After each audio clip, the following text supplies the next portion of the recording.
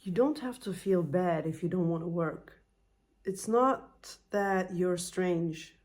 You may feel alien, you may feel out of this world, but you're just coming closer to yourself.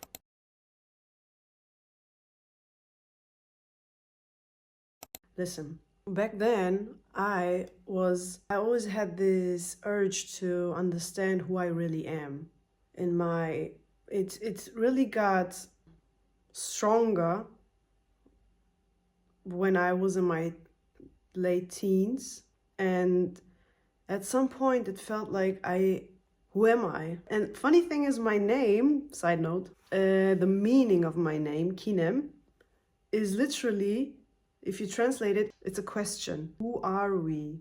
And I felt on a mission to know, who am I? Because the noise around me, the voices, the ideas, everything that has been said for my good was too loud. It was too loud, and not only around me, it was also too loud in my mind. I was really struggling, and I was doing things.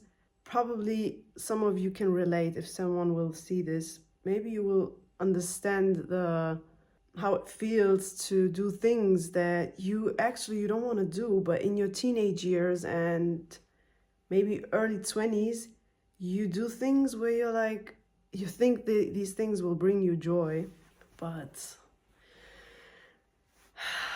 after that, or while doing these things, you get the realization, what am I doing right now? What is this? This is not me. This is not serving me. This is not for my good. I am just serving someone else right now. This is not me. Never mind. And I wanted to know, who am I? And then a lot of things happened, major things happened in my life that, apart from the, let me say, paranormal stuff that happened, after that, a big major happened. I had an accident. Well, accident sounds strange. It was maybe for another time. And then my search for myself, for truth, really started. Like, I fell into a deep rabbit hole. Felt like Alice in Wonderland, but it wasn't outside. It wasn't in this world. It all happened within me. It all happened within four walls. Do you say that in English? Within the comfort of my own body. It just all happened inside of me. And this went on for a couple of years. Things changed. I also isolated myself. The isolation wasn't really on purpose. It was something that just happened within that phase, because I was very, in that phase, which I call my monk phase, I wasn't doing anything, actually, other than sitting, breathing, meditating, and just existing. I wasn't even really stepping out of the house. I wasn't even interacting with people. I didn't do anything other than breathe and meditate for hours. Being in that state, let me say it, in that state, for almost like the half of the day. And the rest I did eat something, or I don't know, like, but I wasn't entertaining myself with anything. That was my whole entertainment was that. And then slowly things changed, because at some point there is no other choice for you to get back to life, the actual life, not within, but to integrate all the spiritual perspectives you gained, if I can say it like this, like the wisdom you touched has to be integrated into this world.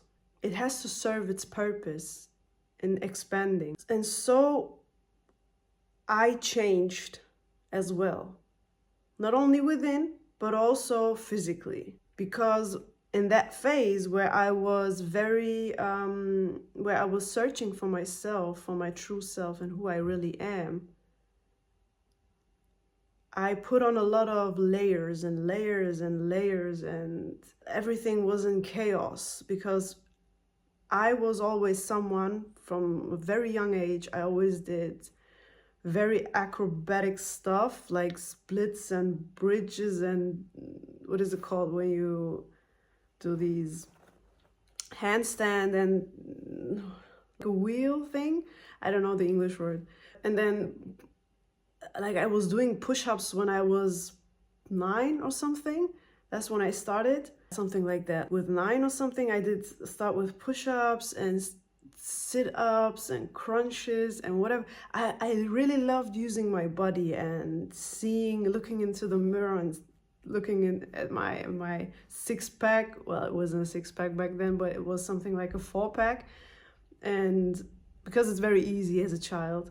And then I was very into, I did martial arts and for a couple of years before I got distracted, before that period really happened, that period of my life where I was so distracted with everything around me and searching for myself. And I was always into fitness and things like that. But after like the peak moment or the peak period, because it's not like one moment, it's not like one day. It was a period in life where I gained a lot of weight. I stopped working out. I stopped with a lot of things. It did also, like the things that happened to me did also contribute to that. The things that happened afterwards also contribute to that, after the accident, because I wasn't even interested in life anymore. I wasn't interested in living. I didn't see any purpose. And it wasn't that much that I would have unalived myself, because that was never in my interest at that point. It was never in my interest, because I still knew that this will bring great, what is it called? I don't want to say damage, but sadness to the people that are living in my life, family members and stuff. Like that wasn't in my interest. And I also knew that there is more, but I felt at that point, I felt like I don't want anymore.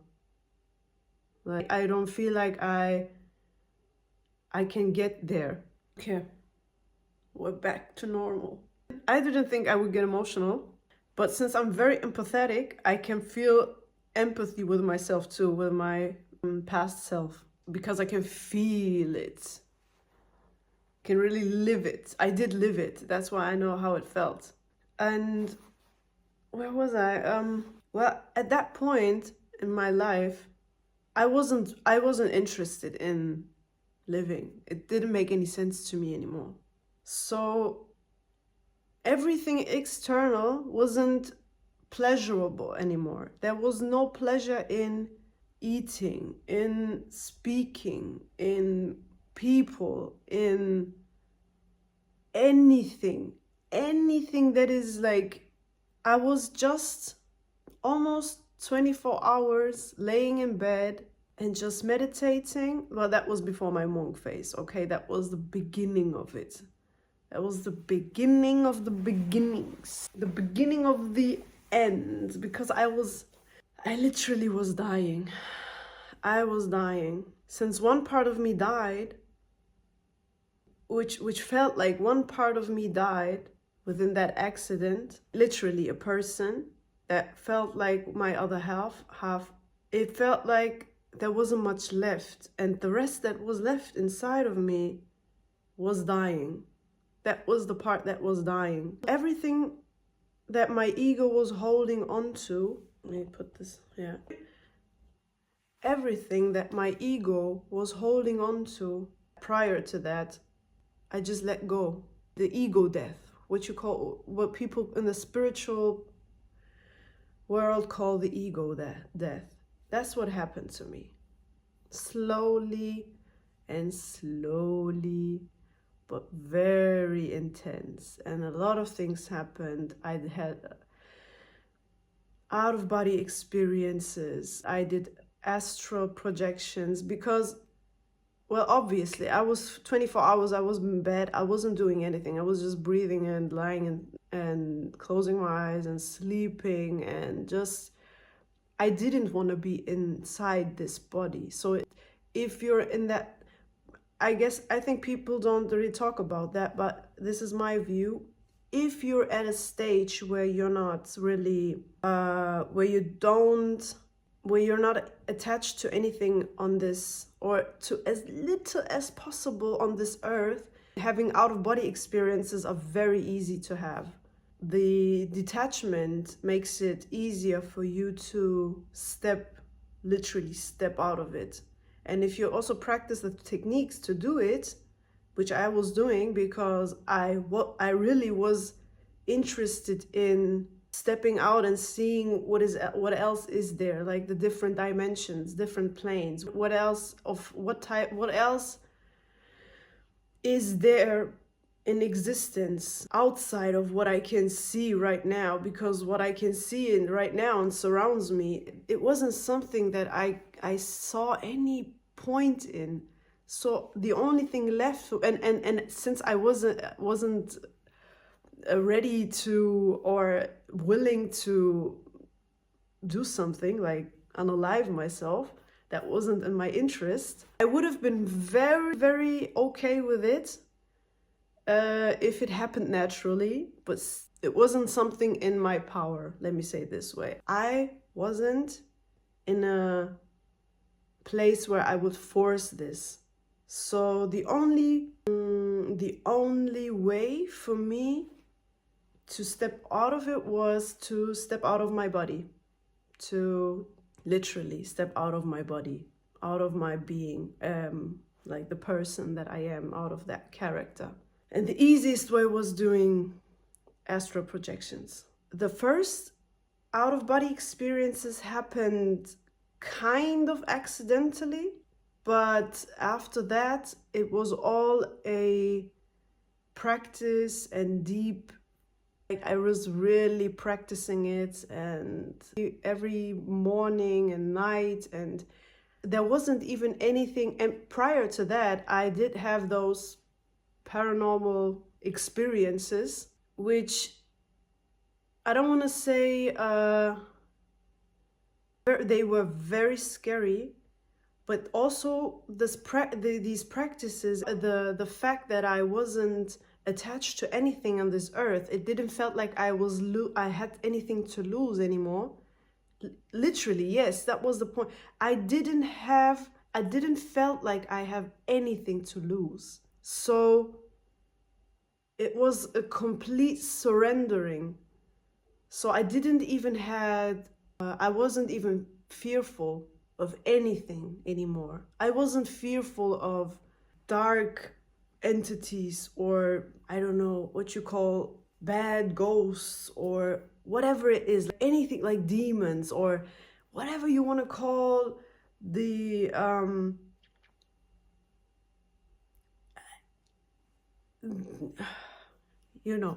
the shadow aspect of the ego, of the spirit, of whatever it is, the materialized versions of negative emotions, whatever it is. There wasn't anything left. There was no fear, nothing left inside of me. So I did completely surrender when I did those things. And that's the best way to do. Side note, if you're interested in astral projections and things like that, the best way, and in my opinion, the only way to do it cleanly, is to surrender yourself completely. If there's some type of anxiety or things like that, it will be in your way. But if there's complete surrender, no fear of the dark, of the unknown, of strange beings, of things you can see, it will happen like this. Not the first, maybe the second, maybe the third day. It will happen. And it will get even more intense and intense the more you practice it. And I saw things, I experienced things, I heard things, I lived things, even though I wasn't in this body, in this plane, which slowly gave me hope again. They gave me something. First, it was like, wow. I knew that this is not all, that there's more to this existence which we cannot see.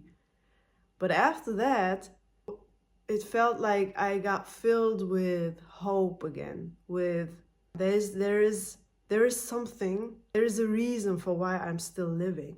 Even though I don't understand the reason, even though I did not get a clear picture, not a clear picture, but like a clear reason for why, there was something that filled my heart, that filled me with this hope and knowing that there is a reason to be here.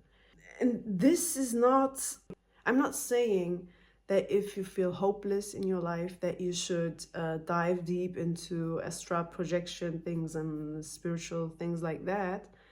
This is just, I'm just talking about my experience and how I got into it, and that it led me to this path of turning towards myself, turning away from the world and turning towards myself, which is a phase. So because you don't turn away from the world after you turned inwards and explored yourself. After that phase, you turn to the world again. But this time you're different. You are literally different. This time you are not that person you was before that. That person died. I have to say, that person before, there's no certain point in time, but if I had to pick a point, it is that point where I had that accident and I survived physically. I did survive. But me then died. So I did literally die. Even if, and that's the prettiest thing, in my opinion, the best thing that can happen, to die within one lifetime. Within one life, because you're still aware of it, you're still conscious of yourself, you're still able to experience everything from this perspective which you started. Like, it's so difficult for me to put it in English words. Never mind. After that, you will turn towards the world again, but you're different now. The only thing that will be left inside of you, the only thing that will make you, the only thing that will make you,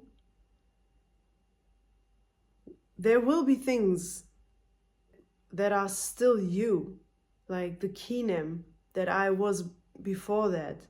These things, there are things that still exist, but they only exist because they weren't, to a certain degree, you did learn some things, some behaviors or things like that. But the ones that, because you are a human and you have to interact, and also because of genetics and I don't know, the things that are moving in your blood from your ancestors, the way you move with your body and speak with your hands and things like that, like there will be things that will still be left inside of you, only if those things still serve, if those things move you or are part of the bigger picture. I could have let those things die too, which I did. Like, there was no attachment. It was more like I am willing to be this.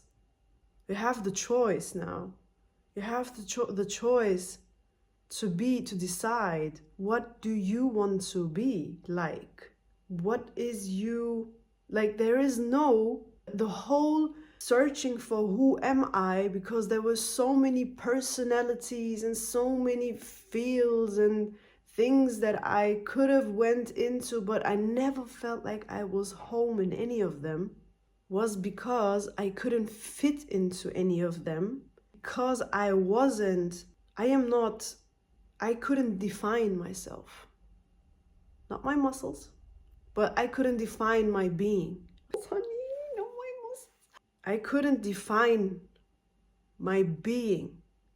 Deep down, I felt like it felt wrong to define who I am. That's why I never felt like I fit into somewhere. If you feel like you don't fit into somewhere, someone, something, some whatever, it's because you don't.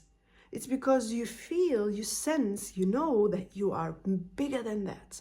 And to define yourself means that you're forcing yourself into a character, into a person, into a field of anything of interest, just because of the fear that if someone asks you, so that you can answer them, so that you have a clear answer. You're scared of not having clear answers. You're scared of answering, I don't know. That's it. You're scared of letting other people know that you don't know, that you don't define, and not knowing is not being dumb. It's even the opposite. It's the wisdom that you are everything, your potential to be everything makes it impossible for you to know. Because as soon as you know, you already defined it. It's already separated now from, like, you already put a border to it. Knowing means it is now this. But as soon as it is this, as soon as you are that, you cut the connection to, you put it in and you fenced it up. Like, there is a fence around it. Now it feels safe. Someone asks, who are you? Or what are you? Or what do you do? Or what, you will say, I am that. I am that. But inside of that, you will feel like, I feel like there's more. For some reason, I could be, like, there is this internal intuition, knowing, sensing, whatever, like that's the knowing. The knowing, it's you're sensing it. This is a different knowing. The knowing is that there is more, but it's not set. It's your intuition saying, put down the fence, the border. Be okay with people asking you, and you say, I don't know. And you say nothing. You say nothing. Literally, people today in society, they do want concrete answers. They want specific, certain, set things. Because the mind, the society is driven, this society, today's society is driven by the mind. And the mind functions in this way. It always wants everything set and everything categorized. Everything should be easy to understand, to grasp.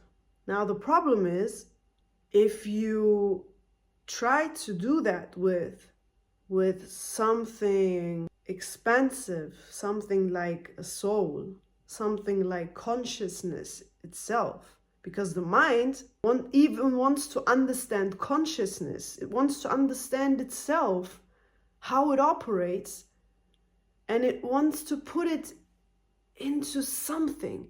But as soon as you describe consciousness, not describe, but as soon as you say it is this, you already, you're already killing its potential. it will not be the final answer.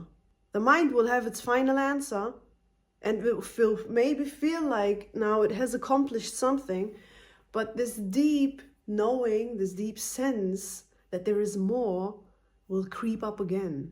It will creep up again because it's this sense of expansion.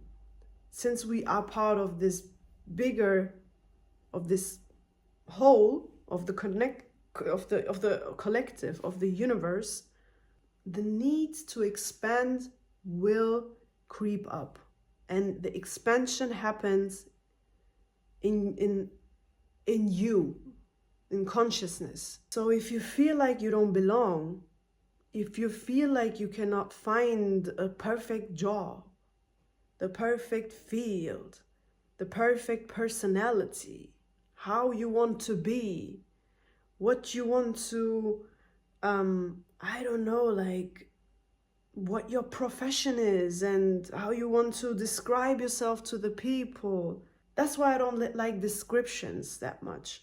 Description is okay to a certain point if it leaves it open, if there is no end point to it, or titles or things like that. It's always describing or putting something into a compact thing. And if you feel like you don't belong, if you feel like you cannot find or you don't know who you are, or that there is no job that you feel like that will represent or will align with your inner values, with your authentic self, it's because you're right. You're right. There isn't. And that's not something bad. That's beautiful. It's just that our society, this system, is not acknowledging this fact. It's not acknowledging or respecting it. It's not respecting their selves. The people deep down really want to, but there is some kind of invisible pressure on everybody. Nobody knows from where it comes, nobody knows who it is, but it's always this invisible pressure that everybody is feeling. And then it's like, yeah, because of my parents, or someone else says because of, I don't know, friends, and someone says because of the government, or I don't know. It's always this invisible pressure, which is in reality, it's an illusion. This pressure is, they do it themselves. Of course, maybe someone will think this way, like a parent will think in old ways, wanting the best for you because he and she loves you. Of course, the government wants some things to work within the system, but nobody is holding you back from being nothing, from not defining, from not fitting. Nobody is holding you back from searching within, from living authentically, living apart from the mainstream, decorating your home in completely different ways, living minimalistically, living not consuming all that which other people think is necessary, or consuming things differently. I don't know, like everything that has already been labeled and has become normal. There is nothing wrong with that. It's normal, it's good. It's just that society has not acknowledged it. It's that you will feel like an alien if you get asked some type of question and then you get nervous, think about what am I going to say now? I have to find an answer that will fit there. These things may still come up. I did for a very long time, and sometimes even catch myself where I think like, why is it so important to have the perfect answer now, when in reality, the way I am living is authentic to myself? Who is this other person? Who is it? Who are you? Who am I to ask you now what your life looks like, what your profession is? Like, who am I that you feel the need to please me with your answer? Who am I? No one. I am no one. And that person and that institution and whoever, like, it's nothing.